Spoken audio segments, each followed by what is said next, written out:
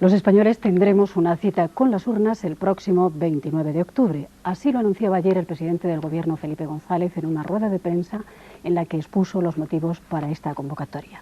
Tras los intensos rumores de este verano, en todos los medios políticos se esperaba el anuncio de estos comicios. Sin embargo, la mayoría de los partidos de la oposición han criticado los argumentos expuestos por el presidente del Gobierno para esta convocatoria.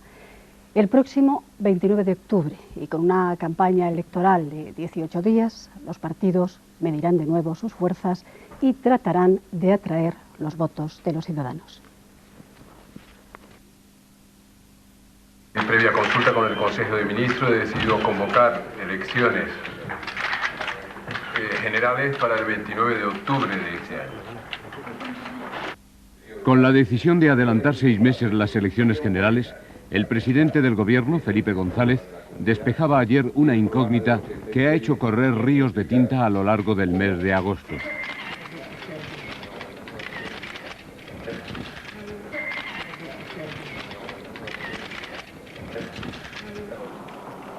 Fue a finales de julio, tras una audiencia con el rey Juan Carlos en Palma de Mallorca, cuando el jefe del Ejecutivo sugirió que la convocatoria de elecciones generales a la vuelta del verano podría figurar entre sus planes más inmediatos.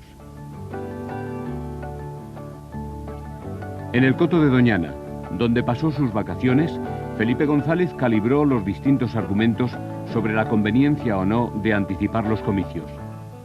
Las razones que le decantaron a favor de disolver las Cortes y apelar a las urnas el domingo 29 de octubre las comentó el propio Felipe González ante los medios de comunicación tras el Consejo de Ministros. Primero es que la legislatura está prácticamente agotada después de la presidencia española de la Comunidad y el programa del 86 está en un grado de realización bastante alto desde nuestro punto de vista. El segundo es un problema de calendario, fundamentalmente. Durante los meses anteriores he resistido la presión que he ido recibiendo de algunos medios políticos para disolver durante el periodo de la presidencia española, incluso para hacer coincidir las elecciones con las elecciones al Parlamento Europeo, porque no me parecía serio o responsable desde el punto de vista del funcionamiento de las administraciones públicas hacer una convocatoria que pudiera alterar o paralizar una tarea de responsabilidad como la de la presidencia comunitaria. Y en ese momento tenemos por delante los años 90, 91 y 92, que marcan desafíos, a nuestro juicio, muy importantes como gobierno, muy importantes para la sociedad, para la economía española. Los motivos esgrimidos por el presidente del Gobierno no han convencido a las fuerzas de la oposición parlamentaria que, alertadas por los intensos rumores desatados durante el mes de agosto, ya habían calentado motores ante el posible adelanto del calendario electoral. Los buenos resultados obtenidos por los socialistas en las pasadas elecciones al Parlamento Europeo, pese a la confrontación abierta con los sindicatos, y las medidas económicas previstas por el equipo de Carlos Solchaga para controlar la inflación y el creciente déficit exterior fueron dos de los factores barajados en el curso del descanso estival. La obligada cita de los contribuyentes con Hacienda a finales de noviembre y el deseo del Ejecutivo de afrontar con el suficiente respaldo electoral el reto del 92, año en que se aplicará el Acta Única Europea, y se celebrarán 3 acontecimientos de la envergadura del 5º centenario, las Olimpiadas y la Exposición Universal en Sevilla, fueron otros de los datos contemplados.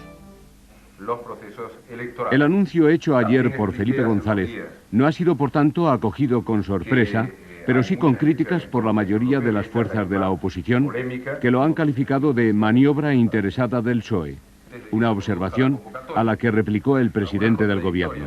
Durante unos meses, como los que hemos vivido a partir del mes de octubre, incluso de noviembre, y sobre todo de diciembre de 1988, algunos líderes políticos han exigido reiteradamente la disolución de las cámaras y la convocatoria de elecciones con toda urgencia.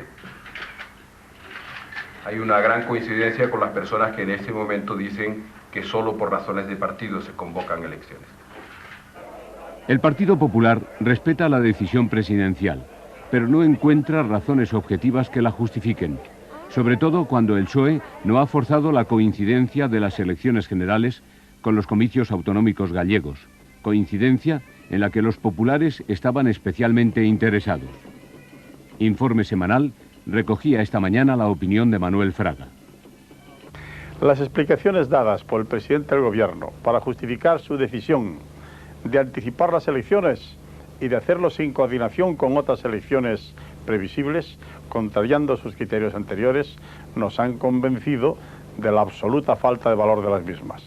Se ha basado en temas económicos, por supuesto, se echa la culpa a los consumidores, en lugar de reconocer que la política del Gobierno ha sido mala, que no ha sabido controlar las importaciones, que ha negociado mal el Tratado Europeo, que no ha sabido controlar el turismo, esa gran riqueza que este año empieza a desvanecerse, y así sucesivamente. Pero no ha dicho que estuviera su partido dividido sobre ese tema, ni que ese grupo no fuera a votar las medidas, ni naturalmente podría afirmar, porque no sería cierto, que los demás grupos actuásemos de modo irresponsable.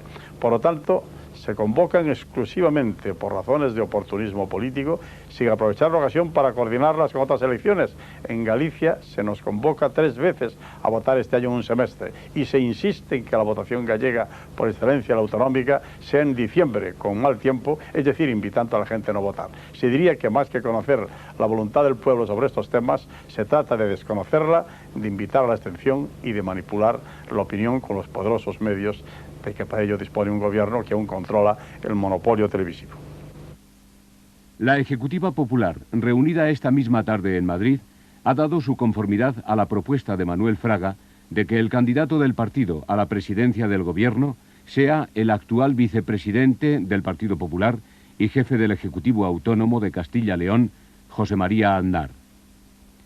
Fraga, que aspira a presidir la Xunta de Galicia, ha optado por el joven dirigente popular, entre otros aspirantes: Marcelino Oreja, que encabezó la lista europea, Miguel Herrero de Miñón e Isabel Tocino.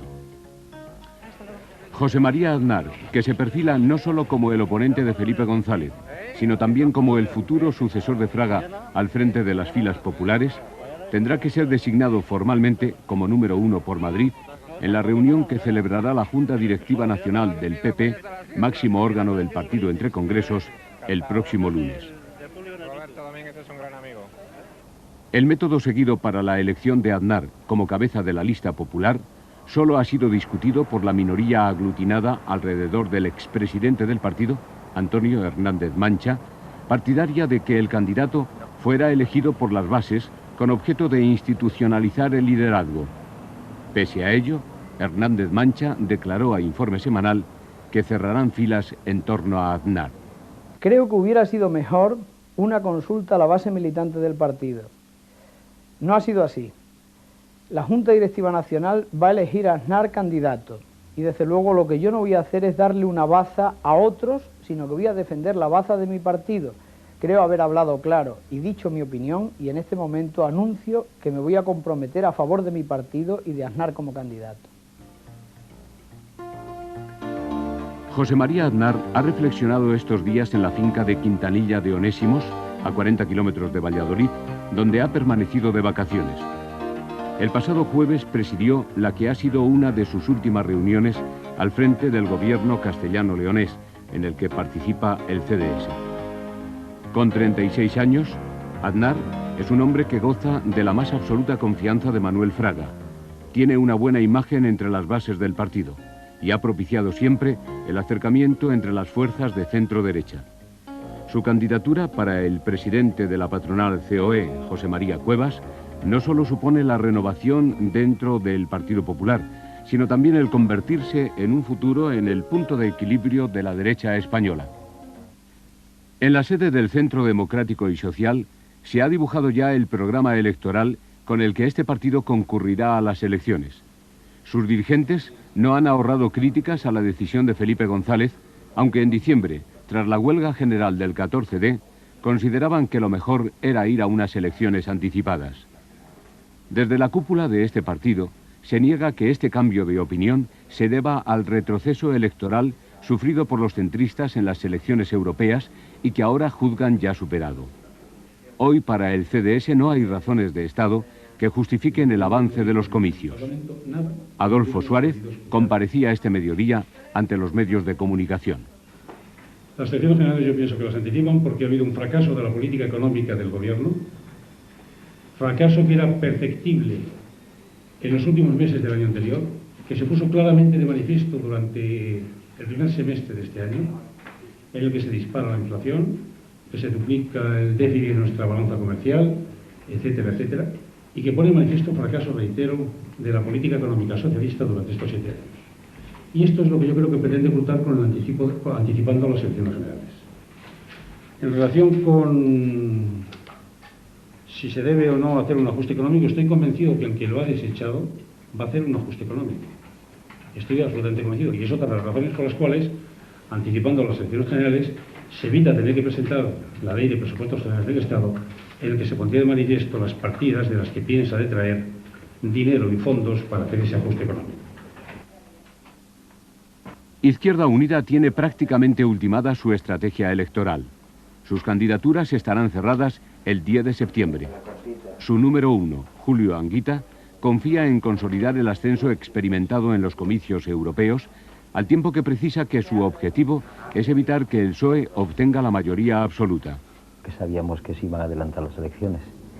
Y se iban a adelantar porque cuando el presidente del gobierno dijo que no, sabíamos que sí, por una razón. Ha fracasado la política económica del gobierno, que ha beneficiado a unos cuantos. Y para arreglar los desajustes se va a hacer un plan de estabilización, que dicho en lenguaje sencillo significa recorte salarial, subida de impuestos y subida del IVA. Y el partido en el gobierno pretende poner en marcha esas medidas desde la mayoría absoluta. Por tanto, le corresponde al pueblo español y a los trabajadores el 29 de octubre saber si están de acuerdo con un plan de estabilización que va en contra de sus bolsillos o al contrario están en desacuerdo. Tanto en un caso como en otro ya saben lo que tienen que hacer. Desde una perspectiva nacionalista, los comentarios al adelanto electoral tampoco han sido favorables. Para el líder de Convergencia i Unió, Jordi Pujol, y el candidato de esta formación, Miquel Roca, ha prevalecido el interés electoral del PSOE. Una opinión parecida ha expresado el máximo dirigente de Eusko Alkartasuna, Carlos Garaikoetxea, y en términos similares lo ha hecho Juan Mari Vandrés de Euskadizko Ezkerra. Por contra, en las filas del Partido Nacionalista Vasco, la convocatoria se ha recibido sin rechazo aparente. En el cuartel general del PSOE se detectan ya los signos del avance del calendario electoral. Los dirigentes socialistas esperan que las urnas ratifiquen la confianza de la mayoría del electorado en su proyecto político. Vamos a trabajar por obtener la mayoría más amplia posible. Nosotros somos partidarios de que existan gobiernos estables.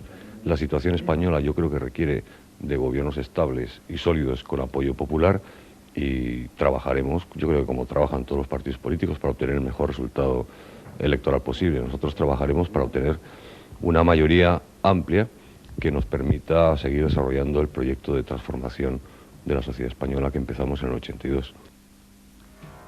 Los partidos políticos, pues, medirán de nuevo sus fuerzas en el escenario electoral. Para el PSOE, se trata de revalidar la mayoría absoluta que las encuestas del Centro de Investigaciones Sociológicas apuntaban tras las elecciones europeas y contar así con el apoyo necesario para gobernar en solitario los próximos 4 años. El Partido Popular afrontará por primera vez unas elecciones generales con la figura de Manuel Fraga en un segundo plano, al ceder el testigo a José María Aznar, con objeto de confirmar el cambio producido en el seno del partido tras la refundación. El CDS confía en obtener de nuevo el apoyo de un electorado que le volvió parcialmente la espalda tras los pactos firmados con los populares y convertirse en una pieza clave para la formación de un gabinete de coalición en el caso de que ninguna fuerza política consiguiera la mayoría absoluta. Una pretensión que también alcanza a Convergencia i Unió, interesada en participar activamente en la política estatal. Izquierda Unida, por su parte, espera que la posición de los sindicatos, contrarios a la política económica gubernamental, le aporte nuevos votos para asegurarse una sólida presencia en el Parlamento. Durante 18 días, Felipe González, José María Aznar, Adolfo Suárez, Julio Anguita, Miquel Roca, junto con otros destacados protagonistas de la vida política española, intentarán convencer a los electores de la bondad de sus respectivas propuestas. El 29 de octubre, los ciudadanos tendrán la última palabra.